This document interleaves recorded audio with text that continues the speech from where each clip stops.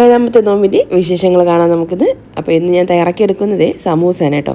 അപ്പോൾ അതിന് വേണ്ടിയിട്ടുള്ള ഫില്ലിങ്ങിന് വേണ്ടിയിട്ട് ഒരു 2 ചിക്കൻ്റെ ഫുൾ ആ ഒരു ബ്രസ്റ്റ് പീസിനെ ഫുള്ളായിട്ട് എടുത്തിട്ടുണ്ട്. എല്ലില്ലാത്ത പീസുകൾ മാത്രം നോക്കിയിട്ട് എന്നിട്ട് അതിലേക്ക് ആവശ്യത്തിന് ഉപ്പും 1 ടീസ്പൂൺ മഞ്ഞൾപ്പൊടി, 1 ടീസ്പൂൺ കുരുമുളകിൻ്റെ പൊടി, 1 ടീസ്പൂൺ സോയ സോസ്, ഒരു 2 ടീസ്പൂൺ ചില്ലി വിനെഗർ കൂടെ ചേർത്തിട്ട് കൈകൊണ്ട് നന്നായിട്ടൊന്ന് യോജിപ്പിച്ച് കുക്കറിൻ്റെ അടപ്പ് കൊണ്ടടച്ച് അതൊന്ന് വേവിക്കാനായിട്ട് വെച്ചിട്ടുണ്ട്.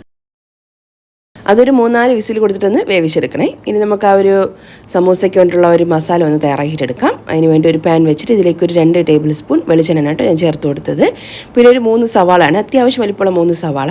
ഇതിലേക്ക് ആവശ്യത്തിന് ഉപ്പും കൂടെ ചേർത്ത് കൊടുത്തിട്ട് നന്നായിട്ട് തന്നെ ഒന്ന് വഴറ്റിയെടുക്കാം. ഒരുപാടങ്ങ് നമ്മൾ ബിരിയാണിക്കൊക്കെ എടുക്കുന്നത് പോലെ അത്രയും ഉടച്ചങ്ങ് എടുക്കേണ്ട ആവശ്യമില്ല, വേവിച്ച് ജസ്റ്റ് ഒന്ന് വഴറ്റുക. എന്നിട്ട് അതിലേക്ക് ഒരു 2 ടേബിൾ സ്പൂൺ ഇഞ്ചി വെളുത്തുള്ളി പേസ്റ്റും കൂടെ ചേർത്ത് കൊടുക്കാം. ഒരു വെളുത്തുള്ളി ഞാൻ ഫുള്ളായിട്ട് എടുത്തിട്ടുണ്ട്. പിന്നെ ഒരു 2 പച്ചമുളകും അതുപോലെ തന്നെ ഒരു അത്യാവശ്യം വലിപ്പമുള്ള ഒരു പീസ് ഇഞ്ചി, ഇത്രയും കൂടെ ഒന്ന് ചതച്ച് ചേർത്താനും കേട്ടോ. പിന്നെ ഒരു 3 ക്യാരറ്റ് ഒന്ന് ക്ലീൻ ചെയ്ത് അതും ചെറുതായിട്ടൊന്ന് അരിഞ്ഞ് വെച്ചതാണ്. അതും കൂടെ ചേർത്ത് ചെറുതായിട്ട് ഒരു 2-3 മിനിറ്റ് ഒന്ന് വഴറ്റിയെടുക്കാം. എന്നിട്ട് അതിലേക്ക് നമുക്കിനി 1/4 ടീസ്പൂണോളം ഗരം മസാലപ്പൊടിയും പിന്നെ ഒരു 1.5 ടീസ്പൂൺ പെരിഞ്ജീരകത്തിൻ്റെ പൊടി, അതുപോലെ തന്നെ ഒരു 1-2 ടീസ്പൂൺ കുരുമുളകിൻ്റെ പൊടിയും കൂടെ ഞാൻ ചേർത്ത് കൊടുക്കുന്നുണ്ട്. ആ ഒരു പൊടികളെല്ലാം ചേർത്തൊന്ന് വഴറ്റി അതിൻ്റെ ഒരു പച്ചച്ചുവന്ന് മാറി വന്നതിന് ശേഷം നമ്മളിത് വേവിച്ച് വെച്ചിട്ടുള്ള ചിക്കൻ ഉണ്ടല്ലോ മിക്സി ജാറിലേക്ക് മാറ്റി കുറച്ചേരം ചേർത്തിട്ടാണ് നമ്മളൊന്ന് പൊടിച്ചെടുക്കാൻ വേണ്ടിയിട്ട്. അതിൽ ഞാൻ വേവിച്ച് വെച്ചതിന് പകുതി മാത്രമാണ് ചേർത്ത് കൊടുക്കുന്നത്. ഇതൊരു ഏകദേശം ഒരു 2 കപ്പോളം വേവിച്ച ചിക്കൻ ഉണ്ടാവും കേട്ടോ. അത്രയും മാത്രം മതി ഈ ഒരു അളവിന്. ഒരുപാട് നമ്മൾ ചേർത്താൽ ഒരുപാട് ചിക്കൻ്റെ ഫ്ലേവറിൽ മുന്നോട്ട് നീങ്ങും. പക്ഷേ ഇത് ഓൾറെഡി നല്ല ഫ്ലേവറുണ്ട്, ചിക്കൻ്റെ പാകമാണ് കേട്ടോ, കറക്റ്റായിട്ടുള്ള ഒരു ടേസ്റ്റ് തന്നെയായിരുന്നു. അപ്പോൾ അതിലേക്ക് കുറച്ച് മല്ലിയില അരിഞ്ഞതും കൂടെ ഞാൻ ചേർത്ത് കൊടുക്കുന്നുണ്ട്. അപ്പോൾ ഒരു മസാല ഒന്ന് റെഡിയാക്കി ഒന്ന് മാറ്റി വെച്ചു. ഒന്ന് തണുത്ത് വന്നതിന് ശേഷം നമുക്കിതൊന്ന് ഫില്ല് ചെയ്തിട്ടെടുക്കാം. അപ്പോൾ അത് ആ സമോസ ഷീറ്റ് എടുത്തിട്ടേ ഇതുപോലൊന്ന് ഈ ഒരു രീതിയിലൊന്ന് മടക്കിയെടുക്കണേ.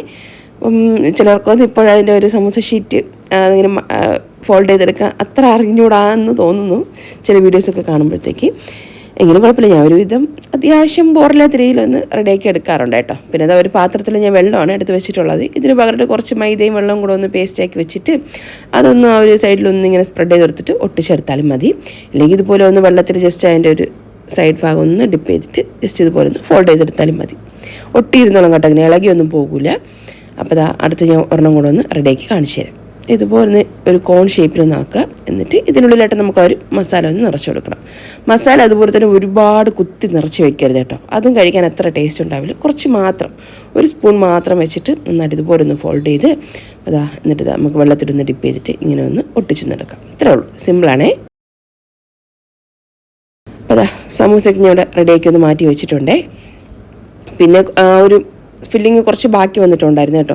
അപ്പോൾ ഞാൻ എന്താണെന്ന് വെച്ചാൽ ആ സമൂസ ഷീറ്റ് തീർന്നു പോയിട്ടുണ്ടായിരുന്നു. അപ്പോൾ പിന്നെ കുറച്ച് ഫില്ലിങ് ബാക്കി വന്നു. അപ്പോൾ ഞാൻ വെച്ചൊരു റോളും കൂടെ തയ്യാറാക്കി എടുക്കാമെന്ന്. അപ്പോൾ ഞാൻ ബ്രെഡ് എടുത്തിട്ട് അതിൻ്റെ സൈഡ് പോർഷനൊക്കെ ഒന്ന് കട്ട് ചെയ്തിട്ട് ജസ്റ്റ് ഒന്ന് ചപ്പാത്തി കോല വെച്ചിട്ട് നന്നായിട്ടൊന്ന് പരത്തി എടുത്തിട്ടുണ്ട്.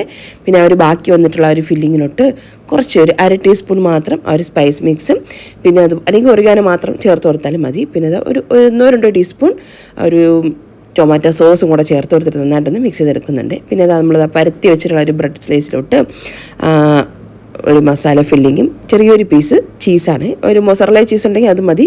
അല്ലെങ്കിൽ ഇതുപോലെ സ്ലൈസ് വാങ്ങിച്ചിട്ട് അതൊന്ന് ചെറുതായിട്ടൊന്ന് മുറിച്ചിട്ട് അതിൻ്റെ ഒരു പീസ് ഒന്ന് വെച്ച് കൊടുത്താലും മതി കേട്ടോ.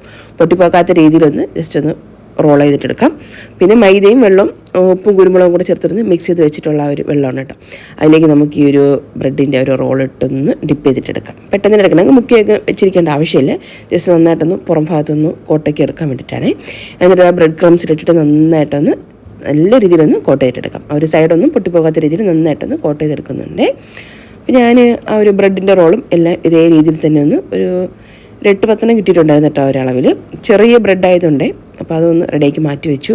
പിന്നെ ബിരിയാണിയാണ് ഇന്ന് തയ്യാറാക്കി എടുക്കുന്നത്, അത്താഴത്തിനും ഇടയത്താഴത്തിനൊക്കെ വേണ്ടിയിട്ട്. അപ്പോൾ ഒരു പാനിലോട്ട് ഒരു 4 ടേബിൾ സ്പൂൺ വെളിച്ചെണ്ണ ഒഴിച്ച് കൊടുത്തു.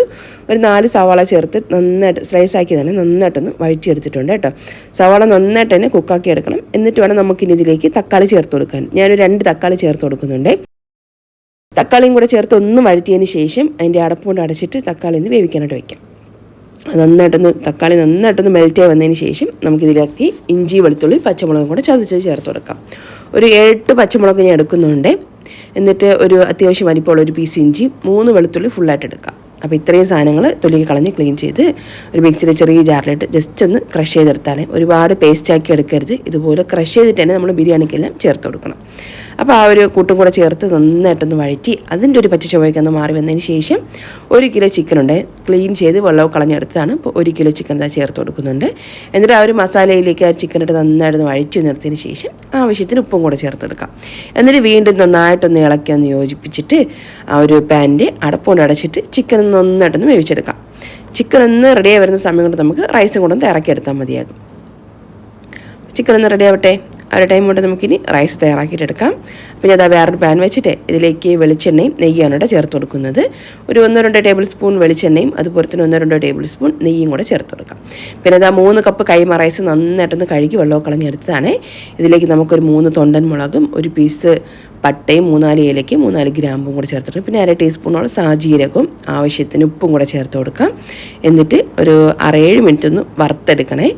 ഉപ്പൊന്നും ഞാൻ പാകണം നോക്കിയിട്ടൊന്നുമില്ല, ഒരു കൈയളവിലങ്ങ് ഇട്ട് പോയതായിരുന്നു. പക്ഷേ എല്ലാം പാകമായിരുന്നു, കറക്റ്റായിരുന്നു ഉപ്പൊക്കെ. അപ്പോൾ റൈസ് ഒന്ന് വറുത്ത് നന്നായിട്ട് ഒരു 5-6 മിനിറ്റ് ഒന്ന് വറുത്തെടുക്കണേ. അപ്പോൾ ഇതിനിടയ്ക്ക് തന്നെ ഒരു ചിക്കൻ്റെ അടപ്പൊന്ന് മാറ്റിയിട്ടേ അതും ഒന്ന് നല്ല രീതിയിലൊന്ന് ഇളക്കി കൊടുക്കണം കേട്ടോ.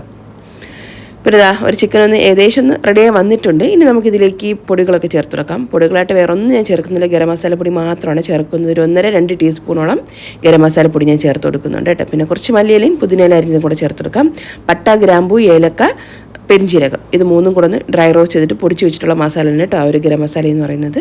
അപ്പോൾ ഇത്രയും സാധനങ്ങളും കൂടെ ചേർത്തിട്ട് നന്നായിട്ടൊന്ന് മിക്സ് ചെയ്ത് അടച്ചൊരു ഫ്ലെയിം കുറച്ചൊന്ന് റെഡി ആവാനായിട്ട് മാറ്റി വയ്ക്കാം. അപ്പോൾ റൈസ് വേവാൻ സമയമുണ്ടല്ലോ, ആ ഒരു ടൈം കൊണ്ട് ചിക്കൻ ഒന്ന് സോഫ്റ്റായി റെഡി ആയിട്ടൊക്കെ വന്നോളും. അപ്പോൾ 3 കപ്പ് കൈമ റൈസിന് ഞാൻ ഇവിടെ ഒരു 6 കപ്പ് തിളപ്പിച്ച വെള്ളമാണ് കേട്ടോ ചേർത്ത് കൊടുത്തത്. എന്നിട്ട് അടച്ചു വെച്ചൊരു 8 തൊട്ട് 10 മിനിറ്റ് ഒരു റൈസ് ഒന്ന് വേവിച്ചിട്ടെടുക്കാം. റൈസൊക്കെ ഞാൻ ഫുള്ളായിട്ട് തന്നെ കുക്ക് ചെയ്തിട്ട് എടുക്കുന്നത്. റൈസും ചിക്കനൊക്കെ ഒന്ന് വേവിച്ചിട്ട് തന്നെയാണ് കേട്ടോ ദമ്മിട്ടെടുക്കുന്നത്. അപ്പോൾ ചിക്കനൊക്കെ ഒന്ന് റെഡിയായി വന്നിട്ടുണ്ട്. ഇനി നമുക്കിത് ദമ്മിട്ടെടുക്കാം.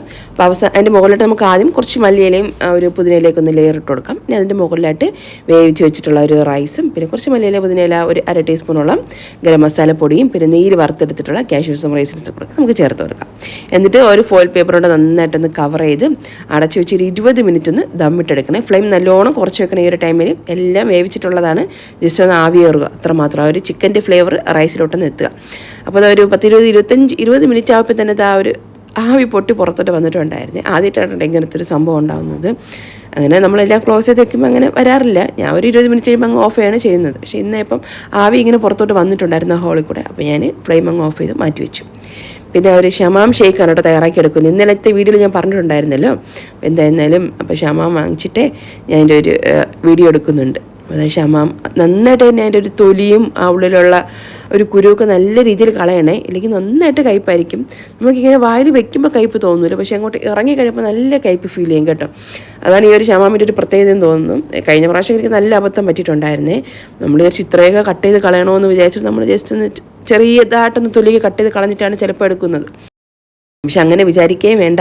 കയ്പില്ലാതെ നമ്മൾക്ക് ഈ ഒരു ഷമാം ജ്യൂസ് കുടിക്കണമെന്നുണ്ടെങ്കിൽ ആ ഒരു തൊലി, ആ ഒരു പച്ച കളർ ഉണ്ടല്ലോ, ആ കളർ ഫുള്ള് പോകത്തക്ക രീതിയിലൊന്ന് കട്ട് ചെയ്തിട്ട് തന്നെ എടുക്കണേ.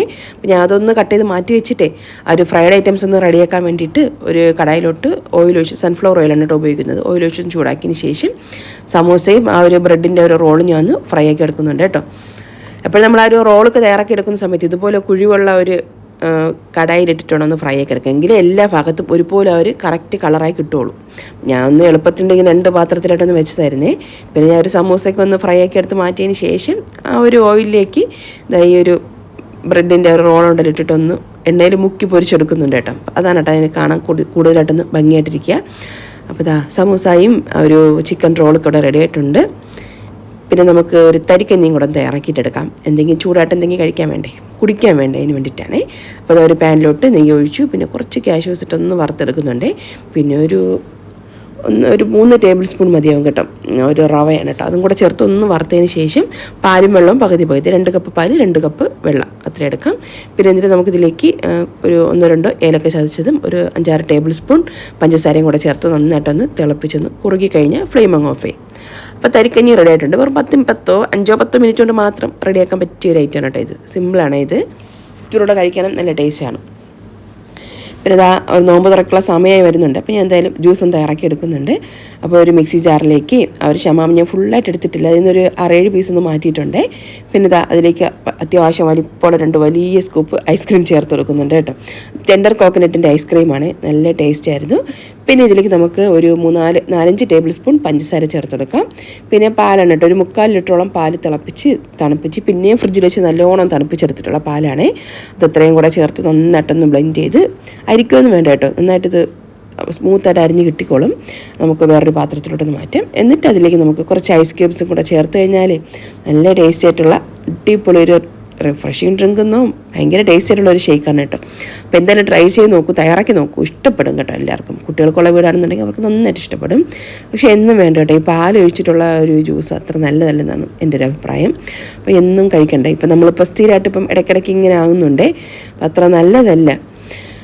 വയറിലിങ്ങനെ ബ്ലോട്ടിങ് കൊണ്ടാൻ വേണ്ടിയിട്ട് സാധ്യത കൂടുതലാണ് കേട്ടോ. നമ്മൾ ഡെയിലി അങ്ങനെ പാലും പഴവും കൂടെ ചേർത്തിട്ടൊന്ന് മിക്സ് ചെയ്ത് കഴിച്ച് കഴിഞ്ഞ് ഇടയ്ക്ക് കുഴക്കണം. ഒന്നത് നോമ്പ് കൂടെ അല്ലേ. അപ്പോൾ ഇതാ നമ്മുടെ നോമ്പ് തുറക്കുള്ള സമയത്തുണ്ട്, എല്ലാം ടേബിളിലോട്ടൊന്ന് വെച്ചിട്ടുണ്ടായിരുന്നേ. പിന്നെ ഇതാ ഒരു ചിക്കൻ റോൾ ഞാൻ ഒന്ന് മുറിച്ച് കാണിച്ചു തരാം. സൂപ്പർ ടേസ്റ്റ് ആയിരുന്നു കേട്ടോ. നല്ല ഉള്ളൊക്കെ ഭയങ്കര സോഫ്റ്റായിട്ട്, ഒരു പുറം ഭാഗത്ത് നല്ല ക്രിസ്പി ആയിട്ട്, ഒരു ചീസൊക്കെ വെച്ചോണ്ടേ നല്ലൊരു മൗത്ത് മെൽറ്റ് ആയിരുന്നു അത്. പിന്നെ ഒരു സമൂസയും സൂപ്പർ ടേസ്റ്റ് തന്നെയായിരുന്നു, നല്ലൊരു ഫില്ലിംഗ് ആയിരുന്നു കേട്ടോ. അപ്പോൾ എന്തായിരുന്നാലും ഈ ഒരു 2 ഐറ്റംസ് നിങ്ങളിങ്ങനെ തയ്യാറാക്കി നോക്കിയിട്ടില്ലെങ്കിൽ ഒരു പ്രാവശ്യം ഉണ്ടാക്കി നോക്കൂ, സൂപ്പറാണ്. പിന്നെ നമ്മുടെ പാരഗൺ സ്റ്റൈൽ ബിരിയാണി, പാരഗണിൽ ഇങ്ങനെയാണോ വെക്കുന്നതെന്ന് അറിയണ്ട, പക്ഷേ ലുക്ക് വന്നിട്ട് ആ ഒരു ടേസ്റ്റും ആ ഒരു ഫ്ലേവറും സ്മെല്ലും പിന്നെ അതുപോലെ ലുക്കൊക്കെ വന്നിട്ട് പാരഗൺ സ്റ്റൈലായിരുന്നു കേട്ടോ. ആ ഒരു പാരഗൺ സ്റ്റൈൽ ബിരിയാണി നമ്മൾ അത്താഴത്തിനും ഇടയത്താഴത്തിനും ഇത് തന്നെയാണ് കേട്ടോ കഴിച്ചിട്ടുണ്ടായിരുന്നത്, സൂപ്പറായിരുന്നു. അപ്പോൾ എന്തായാലും ഇത്രയേ ഉള്ളൂ നമ്മുടെ 7ാമത്തെ നോമ്പിൻ്റെ വിശേഷങ്ങളെന്ന് പറയുന്നത്. ഈ വീഡിയോ കണ്ട എല്ലാ കൂട്ടുകാർക്കും താങ്ക്സ്.